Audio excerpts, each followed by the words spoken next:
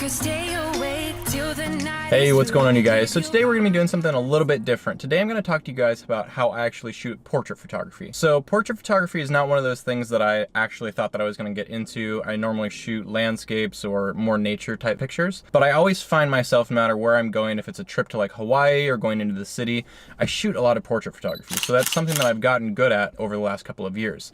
So today I'm going to be sharing with you guys some of the tips and tricks and even some of the gear that I use to achieve some of the portraits that I shoot. So step one is to have excellent fashion sense. Jean jacket and a pink dress, perfect. That's exactly what you want to have awesome portraits. All right, so our first stop out here at Daybreak Park is going to be in this field here, and I like fields in particular for shooting portraits and different people pictures because you can have a lot of different depth to the picture. So if it's flowers in the foreground or grass in the foreground, you can have those blurred out if you have a low f-stop, and that can create some really cool portraits. So I've got my model Willow out there in the field, and we're going to go out there and just take some cool portraits.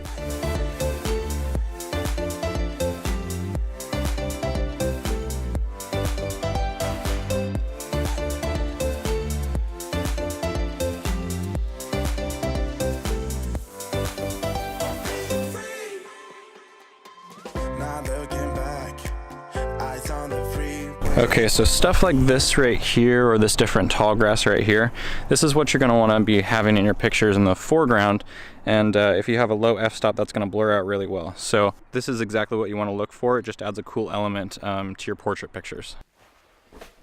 Alright, so I'm back from the photo shoot that we went on, and I wanted to go a little bit more in depth with you guys on the other techniques that I use when I'm taking pictures of people.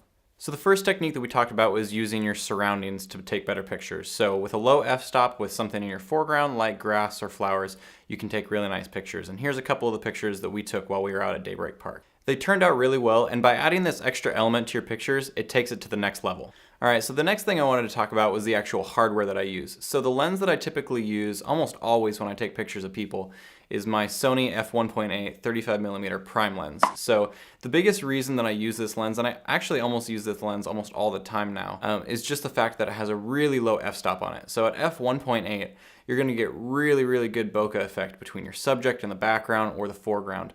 And when you're shooting pictures of people, this is really important. Now, another thing that's really cool about having a lens that has a really low f-stop is that you can shoot longer during the day. Now, what I mean by that is that when you're shooting early in the morning and dawn or late at night at dusk, there's less light. But when you have a lens that's like a f1.8 aperture, you're going to be letting more light into the lens. So that's one of the biggest reasons that getting a lens with a low f-stop can be really important for taking pictures of people. So this kind of leads me into my next point, and that's going to be the time of the day that you're going to be shooting pictures of people at. So typically for me, golden hour, which is going to be either the last hour of daylight that you have, or in the morning, the first hour of daylight that you have, those are going to be some of the best times that you're going to take, at least for me, the best pictures of people. Now, there are other times that I do take pictures of people, and that's going to be when it's an overcast day, or if I know that I'm going to be shooting where it's going to be in a shaded area. Now, if it's a very bright day outside, it's a nice sunny day, right in the middle of the day, I hardly ever shoot pictures of people during this time. Your shadows and your highlights are going to be really clearly defined and separated, and this really isn't what you want to take good pictures of people. So my last and final point that I want to talk to you guys about is just the different angles that you shoot people at. So typically when you're going to take a portrait or a picture of somebody, you want to try and stay eye level with them.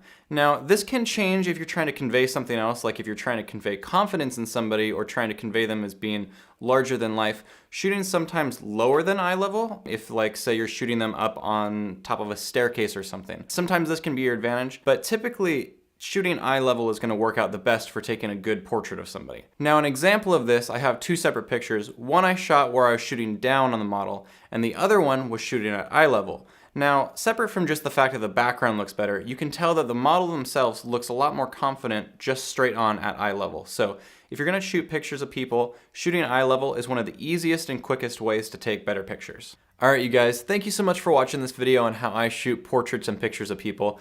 I hope you enjoyed it. Make sure to drop a thumbs up down below if you did, and if you're not subscribed, make sure to subscribe. I'm almost at 1,000 subscribers, so we're getting really close, so subscribe if you're not already, and I will see you guys in the next video.